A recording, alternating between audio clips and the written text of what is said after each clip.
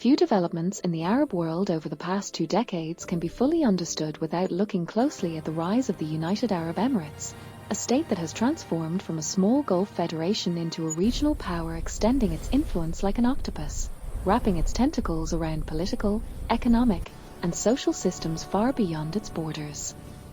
This expansion did not emerge from thin air. It is rooted in centuries of historical connections with Oman, the former center of authority over the southern Gulf Coast, which shaped the political structures, tribal affiliations, and maritime networks that the UAE would later exploit and reinterpret in pursuit of regional influence. Before becoming an independent federation in 1971, the 7 emirates that now constitute the UAE were part of a greater Oman. Their people shared language, customs, and allegiances to the Omani Sultanate. With the arrival of the British in the 19th century, this unity was fractured through a series of treaties that created the so-called Trucial States. While these agreements dismantled Oman's direct control, the underlying cultural and institutional ties remained. These historical roots provided Abu Dhabi and Dubai with a subtle advantage: a deep understanding of local dynamics, tribal networks, and maritime trade, which later enabled the UAE to intervene decisively in regional conflicts with remarkable precision. The UAE's modern strategy can be described as an octopus doctrine. Its limbs reach into every arena where influence can be wielded. Money buys loyalty, media shapes perception, private military companies, often with international backgrounds, provide the muscle, and diplomatic and financial networks in Washington, Europe, and beyond protect and amplify its power. When the Arab Spring erupted in 2011, Abu Dhabi perceived both a threat and an opportunity. The rise of popular movements and political Islam challenged the Gulf's entrenched models of governance, yet chaos created openings to expand influence without direct confrontation. Yemen was the first clear theater for this strategy. While the UAE entered the war under the guise of supporting the internationally recognized government against the Houthis, it quickly pursued its own objectives. On Socotra, it established military bases, managed administrative structures, invested in tourism, and even issued Emirati passports to select residents. Aden saw a more overt intervention. The UAE's backing of the Southern Transitional Council enabled it to seize key positions, including the presidential palace, in 2019. These moves were less about fighting the Houthis than about establishing control over strategic ports and islands that ensure long-term influence over the southern coast of Yemen and the Bab el-Mandab shipping corridor. In Libya, the pattern repeated with sharper intensity. Abu Dhabi poured money and weapons into supporting Khalifa Haftar against the internationally recognized government, while deploying drones that executed targeted strikes in Tripoli and surrounding areas. The objective was twofold: control key oil ports and establish a foothold near the Mediterranean, giving the UAE a strategic lever over European access points while limiting political Islam and other rivals.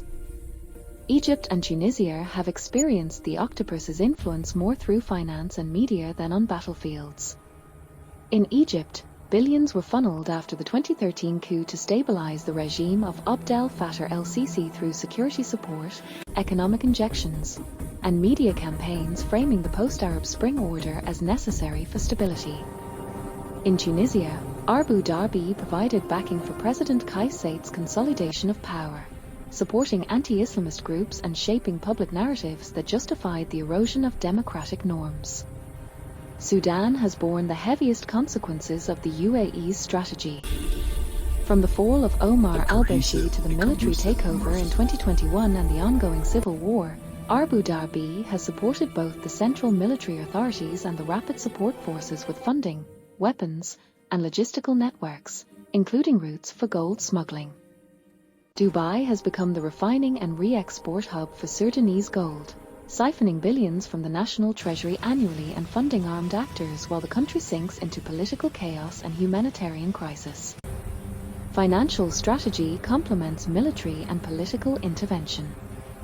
Dubai, with its free zones and flexible corporate and banking structures, has become a global hub for capital flows, often opaque or unregulated, attracting Russian oligarchs, African networks, and other actors seeking to move money with minimal oversight. Its brief inclusion on the FATF grey list in 2022 underscored past vulnerabilities, while reforms have yet to fully address the systemic risks that make Dubai a critical node in global financial influence. The UAE's network of ports and bases, from Aden to Berbera, Asab to Bosaso, functions as the hard skeleton of the octopus, enabling control over shipping lanes, securing access to resources, and projecting power far from the Persian Gulf. Meanwhile, soft tools, media campaigns, lobbying in Washington and Europe, and surveillance technology acquired through normalization with Israel ensure that influence extends invisibly, shaping perceptions and silencing opposition without open confrontation. The human cost of this strategy has been staggering. Yemen is divided, Libya's cities lie in ruins, Sudan faces a deepening humanitarian crisis, and democratic aspirations in Egypt and Tunisia have been crushed. Yet Abu Dhabi itself has remained largely insulated, protected by strategic partnerships, financial networks, and a narrative of stability that masks the full scale of its interventions. Emerging from historical ties to Oman and the shadow of British oversight, the UAE has crafted a modern strategy of influence that blends history, finance, military power, and media. In an Arab world already weakened by internal divisions, its arms extend quietly but relentlessly, redrawing political maps, buying loyalty, capturing resources, and leaving a trail of instability in its wake. And as the octopus tightens its grip, the only sound many hear is the silent, inexorable movement of its tentacles around their nations.